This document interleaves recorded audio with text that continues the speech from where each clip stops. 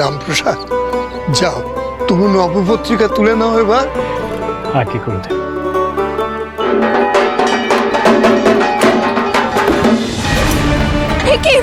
কি ম্যাডাম, আপনি পড়ে গেলেন কি করে? তোমার লাগেনি তো রামপ্রসাদ? এই এই সরো সরো সরো সরো সরো সরো সরো।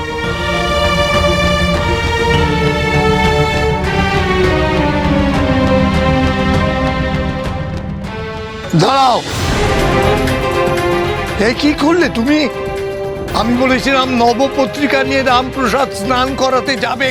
আহা, উনি গ্রামের বয়োজ্যেষ্ঠ মানুষ, উনি যখন একজন কেউ নিলেই হলো, আর উনি যখন তুলেই ফেলেছেন তখন আর আপনি এতে আপত্তি করবেন না। হ্যাঁ হ্যাঁ, উনিই নিয়ে যাবেন নবপত্রিকা। গুরুদেব, আমার মনে হয় যে ওনারা কেউ চান না যে আমি এই পুজোতে থাকি। সে কি আর আমার বুঝতে কিছু বাকি আছে রামপ্রসাদ? না না না, ও নিয়ে তুমি আর কিছু দেবো না। গুরুদেব, আমার মনে হয় এখানে না থাকাই ভালো।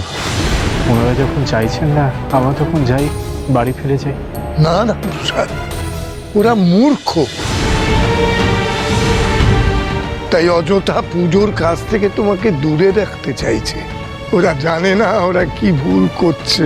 এই চল চল, ঢাক বাজা ঢাক বাজা। এই চল, বাজা বাজা বাজা বাজা।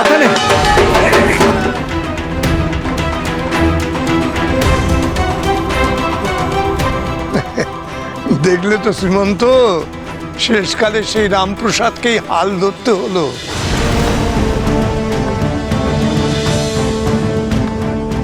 এটা ইচ্ছে করে করেছে কেউ? রামপ্রসাদ করেছে। আহা, কি মুশকিল!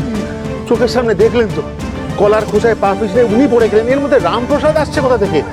মানে অন্যকে দোষারোপ করার জন্য নিজেরা নিজেদের কাণ্ডজ্ঞান হারাচ্ছেন আপনারা। একদম চুপ, বড় বড় কথা খালি।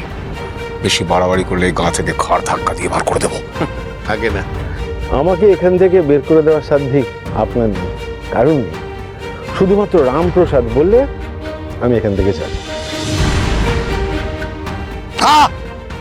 তোমরা থামো এবার,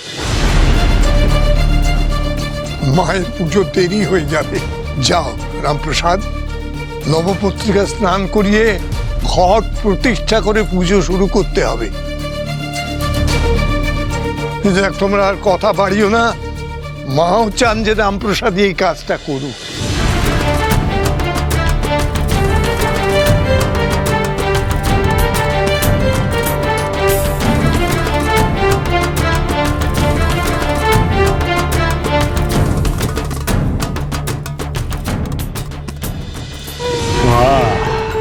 বাহ গো, কই গো, ঢাক বাজাও, উলু দাও সকলে।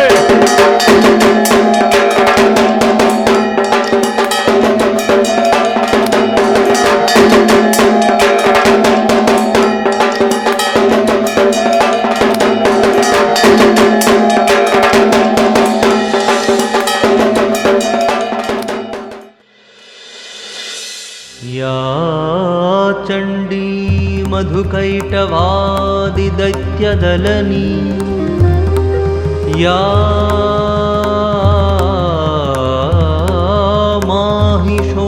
माहिषोन्मूलिनी या धूम्रेक्षणचण्डमुण्डमथनी या रक्तबीजाशणी शक्तिशुम्भणि शुम्भदैत्यदलनी या सिद्धिदात्री परा सा देवी नवकोटि मूर्ति सहिता माँ। এই মিচকা মিচকা, শোন শোন শোন, এরা সবাই বলছে দুর্গার গল্প শুনবে, তা তুই একটু শোনা না আমাদের। গল্প? এখন কিসের গল্প? পুজোর অনেক কাজ পড়ে গেছে। শোনা না মিচকা, এখন ওই ঠাকুরমশাই পুজো করছেন, তুই তো এখন ফাঁকা আছিস, বল এখন একটু শোনালে তোর কি হবে? ওরা যখন গল্প শুনতে চাইছে তখন শোনাও না রামপ্রসাদ। পূজার উপাচারের তো এখন অনেক দেরি আছে, তাই না? আচ্ছা বেশ, আমি গল্প শোনাতে পারি, কিন্তু তোমাদের সবাইকে চুপ করে বসে গল্প শুনতে হবে, কথা বললে কিন্তু চলবে না। হ্যাঁ হ্যাঁ হ্যাঁ, আমরা একদম চুপ করে গল্প শুনবো। আচ্ছা মিচকা, দুর্গা ঠাকুর কি করে হলো? ভালো জনকেই ধরেছিস তোরা। রামপ্রসাদই পারবে মা দুর্গার আবির্ভাবের গল্প তোদের শোনাতে। শুরু করো তুমি রামপ্রসাদ, ওদের মা দুর্গার কাহিনী শোনাও। বেশ গুরুদেব। এই সবাই এসো, আমার সাথে এসো, বসো এখানে।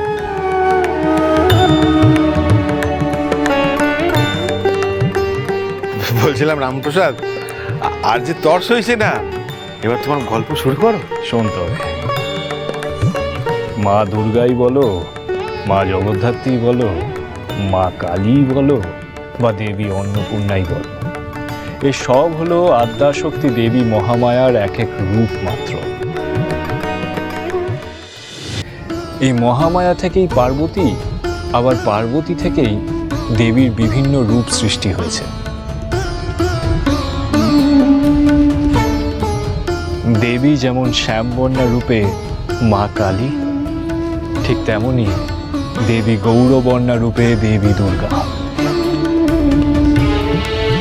আবার এই দেবী দুর্গারও কিন্তু বিভিন্ন রূপ রয়েছে, যেমন দশমহাবিদ্যা, দশমাতৃকা, নবদুর্গা। गिरिनन्दिनि नन्दितमेदिनि विश्वविनोदिनि नन्दनुते गिरिवरविद्याशिरोदिनि वासिनि विष्णुविलासिनि जिष्णुनुते नगवति हेशिति कण्ठकुटुम्बिनि তাই মায়ের এত রূপ? হ্যাঁ হ্যাঁ, তাহলে মায়ের নাম দেবী দুর্গা হলো কেন? মহিষাসুরকে মেরেছিল বলে? এইখানেই সবাই ভুলটা করে। না, মা মহিষাসুরকে বধ করেছিলেন ঠিকই, কিন্তু তা কাত্যায়নী রূপে করেছিলেন।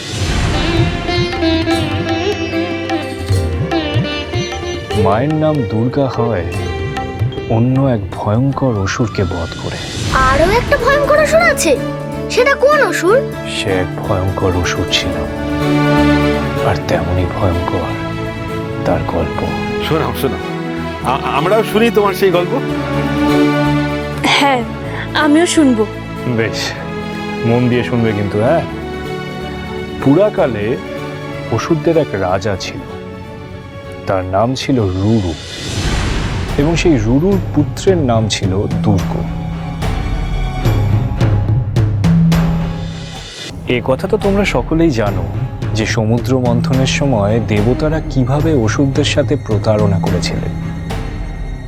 তার উপর আবার দুর্গর পিতা রুরুর অপমৃত্যু ঘটে দেবী পার্বতীর হাতে।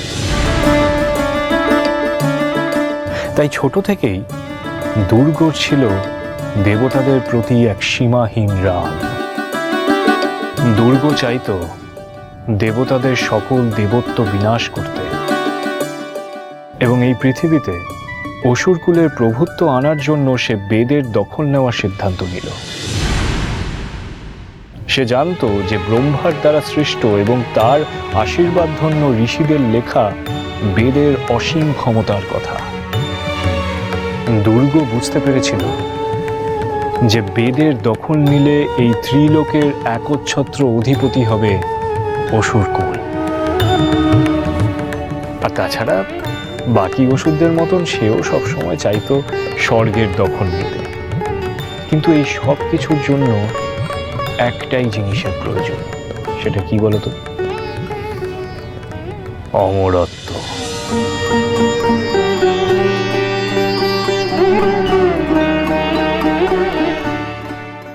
তুই দেবীর হাতে মৃত্যুবরণ করার জন্য প্রস্তুত হ। শুরু হয়েছিল সিংহ বাহিনী দেবীর সঙ্গে দুর্গমাসুরের সেই ভয়ঙ্কর যুদ্ধ।